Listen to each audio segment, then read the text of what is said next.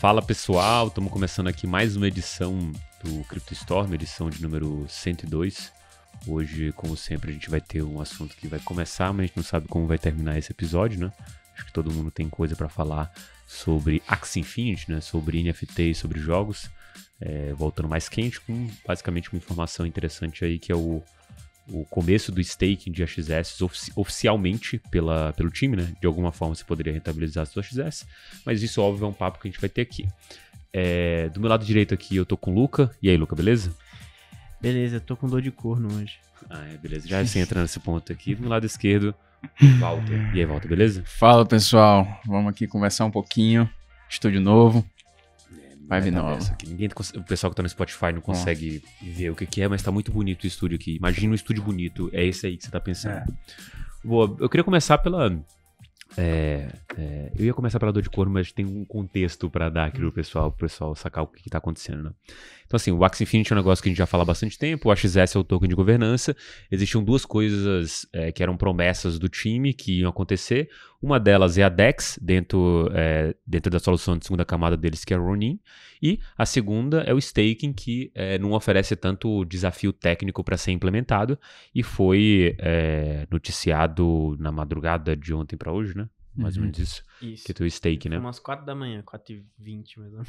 E você tava acordado? Tava. Esperando o stake. Você era um insider. Eu não vou comentar sobre isso, porque senão talvez dê problema com a justiça do trabalho. Já entendemos.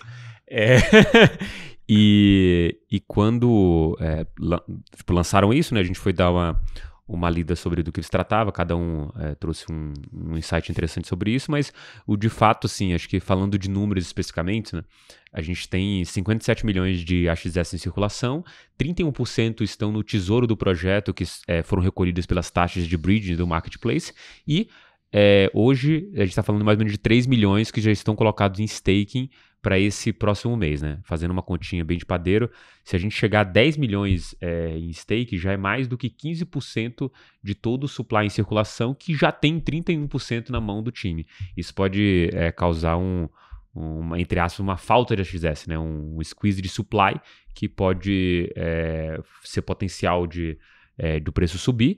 E além disso, o time vai distribuir 2 milhões de AXS para quem estiver fazendo stake, ou seja, se a gente está falando de 10 milhões possíveis, e aí estou tirando esse número da minha cabeça, obviamente, não tem nenhuma previsão de quanto que vai ser, e que vão estar em stake, mas 10 milhões seria muito bom, e se você pensa em fazer stake e quer topar esse risco, a gente está falando basicamente de 20% de retorno em AXS no mês, possíveis para você, e mesmo que a gente tenha 20 milhões em staking, ainda assim seriam 10% no mês em um token que vem se valorizando bastante. E o melhor de tudo é que as duas coisas são muito boas. Se o staking for baixo, você fizer o stake, você vai ganhar mais. Se o staking for extremamente alto, a quantidade de AXS, você vai ganhar porque tem um squeeze de supply aí que com certeza, ou possivelmente, deve ser um drive de preço, pelo menos no curto prazo. Dito isso, acho que a sua dor de corno tem a ver com outra coisa que eles também avisaram que vai acontecer. Eu vou deixar o Luca contar. Conta pra gente, Luca. Junto com esse anúncio do staking, os desenvolvedores anunciaram um airdrop para todos os jogadores com um snapshot, né, a fotinha que eles tiram lá da blockchain no dia... 26 de outubro. 26 de outubro. 26 de outubro do ano passado. Eu cheguei a ver no Twitter gente que ganhou 2 milhões de dólares nesse airdrop. 2 milhões de dólares em AXS nesse airdrop. E minha dor de corno é porque na época eu conheci o jogo, eu tava super com vontade de jogar o jogo, mas não jogava porque as taxas do Ethereum estavam bem altas e eu não queria perder dinheiro em taxas. E aí... acabei que não joguei, me ferrei. Perdi 2 milhões de dólares e além disso também ia estar no jogo bem no início, ia conseguir surfar toda essa onda de valorização que o jogo teve do finalzinho do ano passado pra cá. Por isso a minha dor de corno. Caramba. Cara, eu fico, assim, triste por você, mas feliz porque provavelmente você já ganhasse 2 milhões de dólares, esse podcast não teria mais você aqui Você presente, não estaria aqui com a gente, certeza, né? né? Talvez um convidado especial. Estamos aqui falando com o Luca, que ganhou $2 milhões em um airdrop de AXS. Nossa, o rei dos airdrops, né? Eu não ia falar, não. Vai que a Receita escuta o podcast. Tá maluco? Porque ele taxar meu airdrop. É verdade. Não, mas eu tô falando, esse ia fugir. Vai falar assim, cadê o Luca? Cara, ganhei aqui um airdrop, não vou mais pro trabalho. Abraços. Aí só ele saindo do grupo, bloqueando todo mundo pra ninguém conseguir falar com ele. Ei, Luca, mas suas coisas aqui, eu vou comprar outras. Pode ficar tranquilo. Cara, é incrível essa oportunidade aí que tá começando a se ter com stake, né? A gente tava comentando aí sobre supply squeeze. E eu nunca joguei AXS, como o Luca aí, em outubro de 2020, né? Mas eu acho que isso é uma boa oportunidade para quem está segurando o AXS rentabilizar além da própria valorização do token. Muito bacana. E, cara, uma coisa que eu penso muito, especialmente com todo esse hype aí de NFTs, é como a gente pode estar participando nessa valorização, né? Quando a gente olha para flow de NFT que estão aí nos OpenSeas da vida, como é que a gente pode estar inserido nesse contexto. E, assim, em primeiro lugar, o Axie, quando, por exemplo, começou a valorizar demais, ele começa a criar barreira para as pessoas entrarem, né? Começa a ter barreiras para as pessoas começarem a jogar, começarem a realmente ter ali uma fonte de renda. E uma das coisas, e aí eu quero também passar a bola para vocês, para a gente jogar na mesa oportunidades e coisas que a gente pode estar dentro para estar pegando esse hype de NFT, de valorização. Uma das coisas que me fazem pensar sobre o Axie Infinity e essa valorização dos jogos, essa criação de barreiras, é justamente o caso da YGG, né? Que é uma DAO que permite aí esse modelo de scholarship para as pessoas começarem a investir. E é aí também um token que a gente vem falando muito a respeito. E, cara, assim, esse negócio de NFT é uma área que está crescendo tanto e que tem tanta oportunidade, tanto de fracionalização, de entrar em DAOs, de entrar em pools de NFT, muita coisa interessante acontecendo. E aí eu queria ouvir de vocês também o que vocês estão assim de olho, o que vocês acham interessante agora para poder capturar esse tipo de oportunidade nesse setor. Cara, eu gosto muito da tese da YGG, eu acho que é um modelo de negócio que só deve crescer daqui pra frente. Eu acho que o Play to Earn chegou pra ficar. Esses dias eu tava ouvindo o podcast do Bankless, eu sei que o André tava ouvindo também, que eles convidaram a como é que é o nome dela? Eu não sei o nome dela, daí Sextinzi, do Ariana Simpson. Ariana Simpson, exatamente. Ela tava comentando sobre uma coisa que eu acho que é muito verdade, né? Não só ela, como a Kerry Wood também falou um pouquinho sobre isso quando eu tava lá no Bankless. Que é o seguinte, antigamente a gente tinha fundos de internet, né? Antigamente a gente tinha fundos focados para essa tese de investimento em internet. Hoje em dia você não tem mais isso, porque tudo é internet. Uhum. E o que essas gestoras têm observado é que cada vez mais os fundos de cripto estão se misturando com outros fundos. Ela na gestora dela, ela tem contato também com empresas de games e tudo mais. O fundo tem um direcionamento para isso. E ela e ela prevê que daqui para 18 meses para frente, todas as empresas vão ter pelo menos um bracinho no mundo de cripto para realmente alavancar seus games, trazer esse play to earn que com certeza chegou para ficar. O fenômeno Axie Infinity mostra muito bem isso, o crescimento absurdo que esse jogo teve em poucos meses, a transformação social mesmo que ele causou em países emergentes como as Filipinas, até mesmo gente que eu conheço aqui no Brasil, mudou de vida por causa do jogo, e isso com certeza causa essa transformação, né? O jogo deixa de ser diversão, de ser aquela coisa com uma economia fechada, em que o jogador, todo o dinheiro que ele gasta no jogo, fica preso ao jogo, e quando ele para de jogar, ele não pode resgatar aquele valor, e passa a ser essa coisa aberta, em que todo mundo pode participar. Quando você decidir parar de jogar o jogo e decidir, sei lá, jogar outro jogo, você pode vender todos os seus itens daquele jogo, comprar os itens do outro jogo, com o mesmo dinheiro. Então, acaba sendo um movimento bom para o jogador, bom também para as empresas. O crescimento do Axie Infinity está aí para mostrar que esse tipo de modelo não é nem um pouco prejudicial para as empresas, muito pelo contrário. O crescimento absurdo que a Axie teve, até mesmo um arrefecimento depois, mas a receita do jogo é uma coisa absurda. A gente não cansava de se assustar com os números do jogo, né? A cada mês o negócio dobrava a receita, basicamente. Adicionava um 0 no final. Era absurdo. O crescimento desse jogo foi absurdo. E o que a Cathie Wood também fala, que ela observa isso também no setor financeiro, que as fintechs estão cada vez mais adotando cripto. A gente tem o PayPal entrando em cripto, a gente tem todas essas empresas de tecnologia financeira, né, as fintechs, também mergulhando no mundo cripto. Daqui a pouco isso tudo vai virar uma coisa só. Cripto vai passar a ser infraestrutura, da mesma maneira que a internet virou infraestrutura. E isso é realmente bem legal. É legal pensar também, é uma coisa um insight que eu também ouvi do Bankless, a gente tá aqui fazendo propaganda dos caras praticamente a esse ponto. Mas é que essa explosão dos jogos de blockchain só aconteceu depois do advento de DeFi. Porque esses jogos precisavam desse layer financeiro para funcionar. Eles precisavam desse layer financeiro para que eles pudessem realmente oferecer o que eles queriam oferecer, que era o play to earn. E isso ser uma coisa acessível para todos os jogadores, né? É muito, muito interessante isso, como DeFi oferece essa base para que você possa construir em cima diversas aplicações e trazer a monetização dessas aplicações, né? É um futuro muito brilhante que eu vejo para blockchain. Cara, isso é interessante porque você literalmente está trazendo bancos para uma coisa centralizada, né? E banco é onde você consegue crédito para você começar a acelerar qualquer atividade econômica que você vai fazer. Cara, a parte aí que o Luca falou de justamente de cripto tá chegando num nível muito mais acessível para as pessoas, muito mais mainstream. E a gente vê o exemplo disso aí, por exemplo, o Twitter, agora, não como uma parte assim, é quase um upgrade, né? Porque o que tá acontecendo? Eles vão liberar agora fazer gorjeta em formato de cripto, né?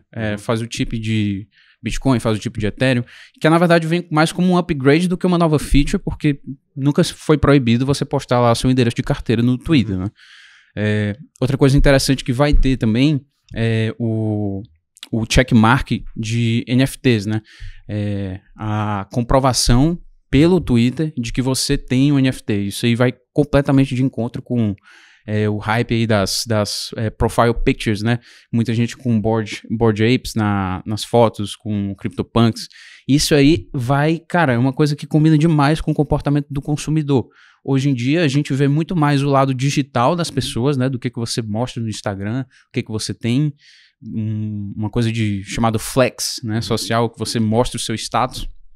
E é uma coisa que realmente comprova aquilo e que está aí justamente de encontro com o que tu estava falando, Luca, que é esse negócio da infraestrutura de cripto, que cripto vai virar uma infraestrutura para as coisas acontecerem, e é o chamado Technology Stack, né? Que é todas as tecnologias que se combinam para gerar novas possibilidades de negócio, novas economias. E o ponto de partida que a gente começou a falar aqui foi os jogos, né? Que, cara, isso aí é um motor de trazer gente para cá, porque é uma coisa que as novas gerações que já nascem na internet vão direto para lá, né? Elas vão jogar. E agora que você pode criar a economia, pô, é como se você estivesse ganhando o xadrez do século XXI, né? Não século XXI, mas dos próximos séculos aí, sei lá. E, cara, isso aí me deixa muito animado, porque as possibilidades são sem limites. E o ponto é que, assim, tipo, quando eu olho para cripto e lembro do que foi a internet, você tem as fases, né? Você tem a Web 1, a Web 2, agora a discussão do Web 3 com cripto. E quando você olha para cripto especificamente, a gente teve, sei lá, criptomoedas, aí depois infra com Ethereum, que foi logo depois, assim, relativamente muito em cima, sabe? Eu acho que talvez esse momento pré-cambriano do mercado cripto, ele tem acontecido de fato com o Ethereum, assim. Por mais que quando a gente viu o Bitcoin, a gente achava, cara, agora dá para testar outros modelos de moeda mais rápido e tudo mais, mas você consegue entender aquilo. Só que isso, para mim, ainda é pequeno dentro das possibilidades do que a gente pode ver no momento em que você tiver esse stack completo, em que você pode juntar, assim, mais gente entendendo que podem se juntar a esses blocos e se usar com segurança, inclusive segurança regulatória, que eu acho que isso é uma outra coisa que falta. No momento em que você chega nisso, vai ficar pequeno o que a gente viu com o Ethereum, porque você vai ter muito mais pessoas produzindo esse tipo de ideia e de uma maneira tão rápida e exponencial que você não vai conseguir acompanhar. Assim, eu já acho que não dá para acompanhar tudo hoje e acho que vai ficar pior ainda depois, você tendo oportunidades que simplesmente você não vai ver antes desse negócio estar valendo 10 bi. Tipo, você poderia ter visto, os canais que você consome poderiam ter visto, mas por acaso, por um total questão de probabilidade, como não tem um cara que cobre tudo, uma coisa vai deixar escapar, uma dessas coisas vai ser muito boa. E quando eu olho para o ecossistema de cripto, me parece que é uma coisa que cada cara que entra, você tem possibilidade de atrair mais rápido o próximo cara, porque você tem mais pessoas dentro e ninguém sai, sabe? Quando eu olho, por exemplo, aqui no Brasil, por exemplo, o caso que a gente tem do mercado Bitcoin, que conseguiu captar com o SoftBank, o IPO da Coinbase, a velocidade com que a gente tem os organismos não regulados andando, como DeFi, eu vejo que o cara que entra, ele não sai disso aqui, assim, não existe esse ex-criptolouco. O cara que virou isso, ele continua, ele é devoto, sei lá, do santo Satoshi, o que seja, e não tem mais volta. Então, você traz pessoas inteligentes, obviamente você traz também pessoas burras, né? Acho que tem uma frase muito boa do cara que fala que assim, as pessoas mais inteligentes e as mais burras estão envolvidas com cripto, né? Tem o extremo dessas duas coisas, porque é um mundo aberto e maravilhoso que seja dessa forma, só que essas pessoas inteligentes que estão envolvidas estão construindo coisas que para as próprias pessoas inteligentes que estão no meio é complicado acompanhar, assim, ninguém hoje consegue acompanhar tudo. Agora imagina o que a gente pode ter se mais pessoas entenderem como que elas podem construir coisas do zero. Exemplo, assim, eu sou um cara envolvido nesse mercado desde 2015, profissionalmente desde 2017. Cara, eu não teria possibilidade técnica de olhar as coisas e falar, vou juntar isso aqui, sentar e tirar alguma coisa do papel. Então, assim, para quem tá dentro já é difícil. Tem uma pequena parcela que são desenvolvedores que conseguem fazer esse tipo de coisa, mas ainda é uma parcela pequena dentro do mundo muito pequeno. Isso aí, se a gente tá falando assim, vai dobrar a quantidade de pessoas que sabem fazer isso. Percentualmente é muito pouco perto da população, mas isso já acelera pelo menos em dobro a velocidade das inovações que acontecem. Imagina isso em dobro, em 5 vezes mais rápido, em 10 vezes, sabe?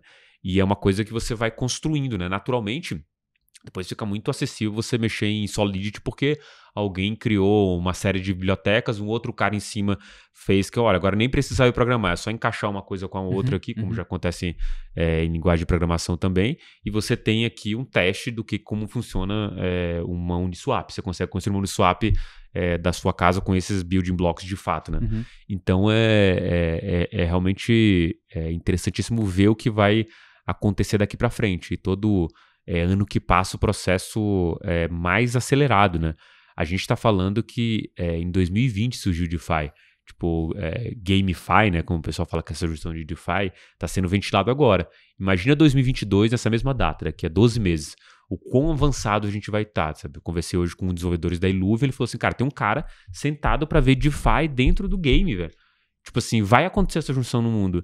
E as possibilidades que a gente pode traçar hoje que são legais, tipo, vai ter um cara lá responsável por desenhar o staking da melhor forma, o staking ligado a alguma atividade que você tem que fazer dentro do jogo, mas esse é só a primeira camada, né? Imagina a segunda, a terceira, a quarta, a junção da primeira com a quarta camada para criar uma coisa nova, assim. É uma coisa que a gente nem consegue prever, a gente só sabe que vai ser grande, porque a curva que esse negócio tem acompanhado é absurda, de fato. É engraçado o que você falou, né? Porque DeFi foi realmente no ano passado. É engraçado como um ano em cripto é uma eternidade. É tanta coisa nova que surge no período de um ano que, nossa, tem projetos que na época são inovadores e todo mundo aposta neles que de repente ninguém ouve falar mais. Um exemplo é a Kyber. A Kyber mesmo. A Kyber quando surgiu, a Kyber. Hoje, difícil ouvir falar de Kyber. E o negócio é assim, né? Todo dia lança uma coisa nova, aparece uma coisa nova, um protocolo com uma proposta nova, uma maneira diferente de fazer uma coisa que já existia. Esses dias eu tava vendo um protocolo que chama Lyra, roda na Optimism, né? Com Optimistic Rollups. É um protocolo de opções que, pô, os caras conseguiram fazer um protocolo de opções completinho, assim, a coisa mais linda do mundo. Acho que foi o melhor protocolo de opções que eu já vi na minha vida, rodando bonitinho na Optimistic, com todas as opções para você poder fazer qualquer hedge que você quiser, qualquer estratégia de trading com opções.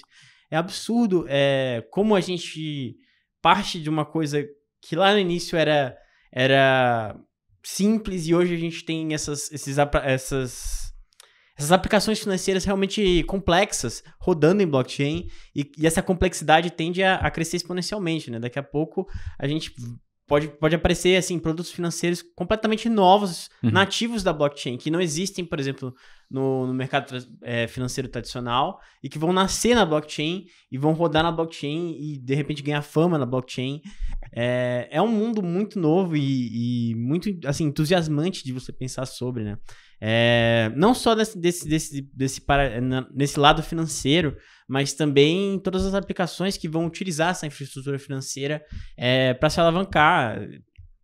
A gente tem N tipos de aplicações na internet. A gente tem aplicações sociais, como o Facebook, Instagram, o próprio TikTok, etc. A gente tem as próprias aplicações financeiras, com Internet Banking e tudo mais. A gente tem sites de informação, notícias. A gente tem todo esse tipo de coisa que roda na internet que um dia vai estar adaptado a cripto. E a doideira que isso vai ser é uma coisa que não dá nem pra imaginar, né?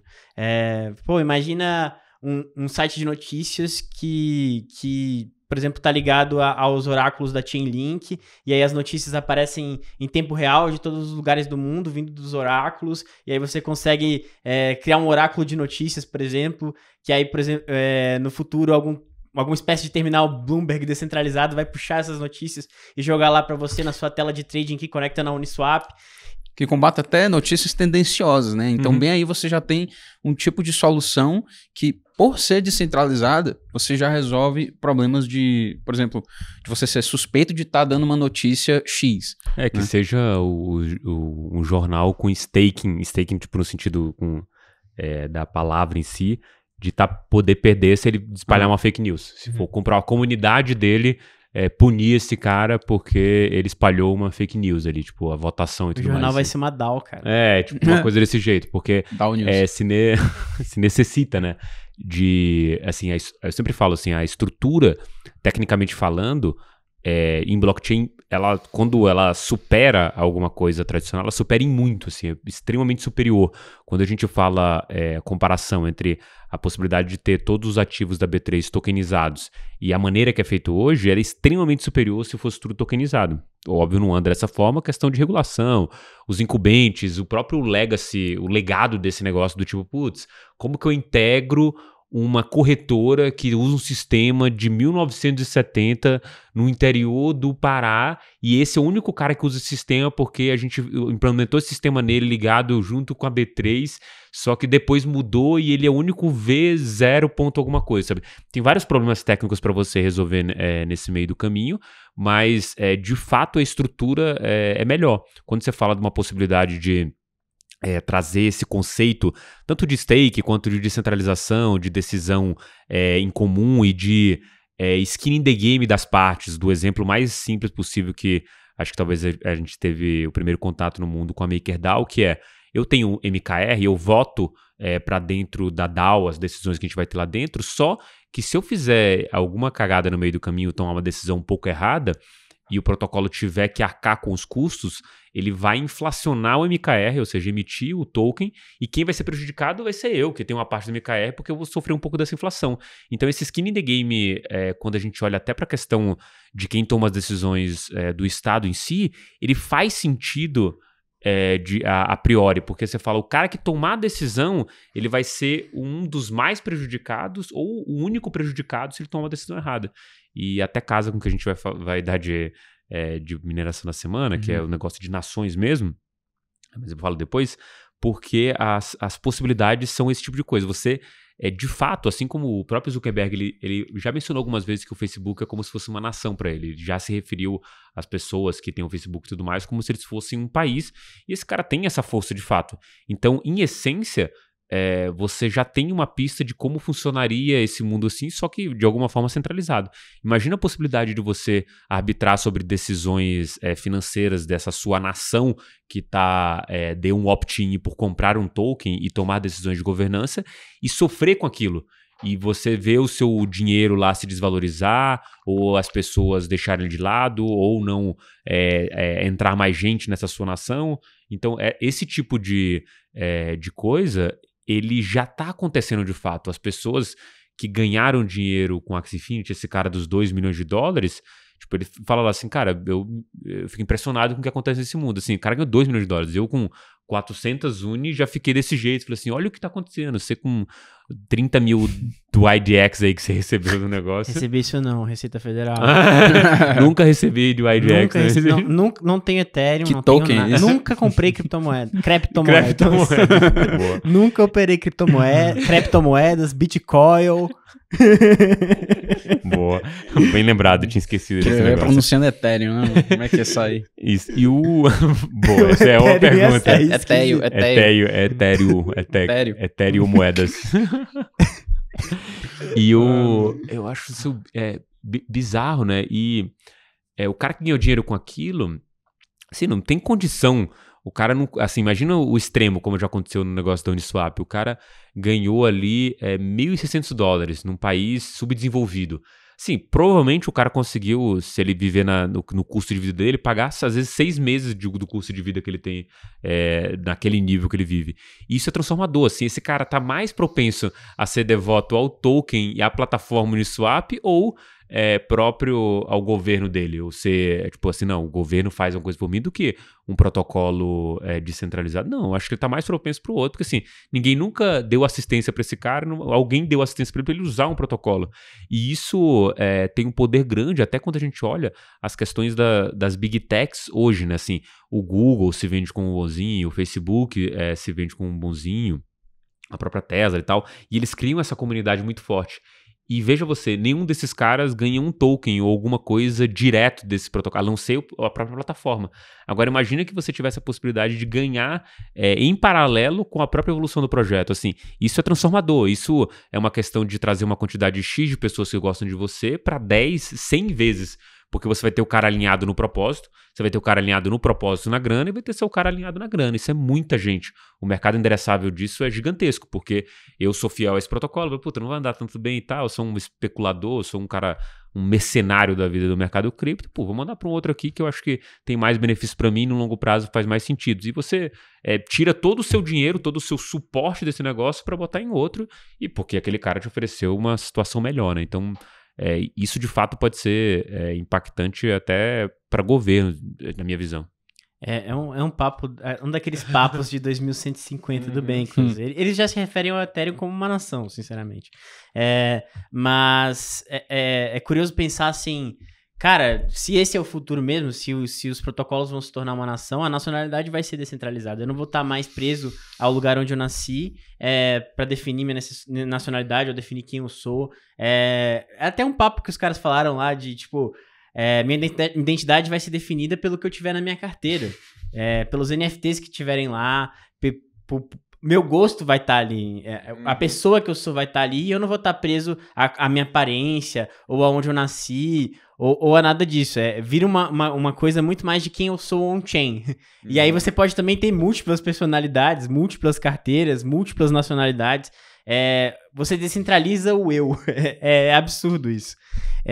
Mas, assim, também entrando nisso que você falou, do alinhamento de você poder transformar o usuário também em investidor, isso é uma coisa que favorece não só a empresa que adota esse modelo, mas também tudo melhora com isso. Você consegue oferecer um serviço mais alinhado com o que o usuário quer, porque o usuário é o investidor, o usuário vota na governança, o usuário propõe melhorias na governança e o usuário vai estar ali sempre monitorando como aquele protocolo vai evoluindo e propondo melhorias e votando nas melhorias, votando no que ele acha negativo para o protocolo, votando no que ele acha positivo para o protocolo e etc. E essa parada de você ter esse capital, às vezes não tão leal na blockchain, um capital mercenário é ótimo, na minha opinião é ótimo isso, é da natureza do livre mercado. Quem oferecer uma melhor condição para aquele investidor e um melhor produto vai estar favorecido por isso, e aí você cria uma competição em que cada protocolo vai competir para ser o protocolo que oferece mais para o usuário, que compensa mais quem participar da governança, enfim, todos os benefícios de competição, né? E é um livre mercado de fato. É um livre mercado de fato. Não existe nada que impeça esse livre mercado de ocorrer. Você não tem nenhuma regulação, nenhuma trava, nenhum alvará, nenhum nada. É o mais puro e simples livre mercado, drivado simplesmente por demanda e oferta. Filosófico aí, né? Então vamos viver num ancapistão. Beleza, pessoal, já estamos aqui passando de 30 minutos de conversa. Eu gostei bastante desse episódio, vou encerrando por aqui. Posso mandar um salve? Pode mandar um salve. Opa. Eu queria mandar um salve pro meu amigo Paulo Neto de Brasília. Boa. Ia jogar Axie Infinity comigo, deve estar com dor de corno também. Salve, Paulo, eu sei que você escuta o podcast. Bom, se ele estiver ouvindo agora, se ele não soube até esse momento, ele sabe que ele perdeu $2 milhões junto com você. Então são 4 já aqui, só nessa mesa, em pessoas que conhecem gente dessa mesa. Maravilha, então vamos para a mineração da semana. Bem, pessoal, dessa vez eu queria dar a sugestão aqui de mineração da semana de um conteúdo brasileiro que acho assim um dos melhores conteúdos aqui locais. É um relatório gigantesco aí sobre o tema do fim das nações, né? Acho que a gente pincelou um pouco nesse episódio. E esse relatório aí da Paradigm Education, que é de graça, você consegue baixar aí tanto seguindo eles no Instagram, quanto procurando aí no Google, né? No Google até se ajuda eles a ser ranqueado melhor com o nome.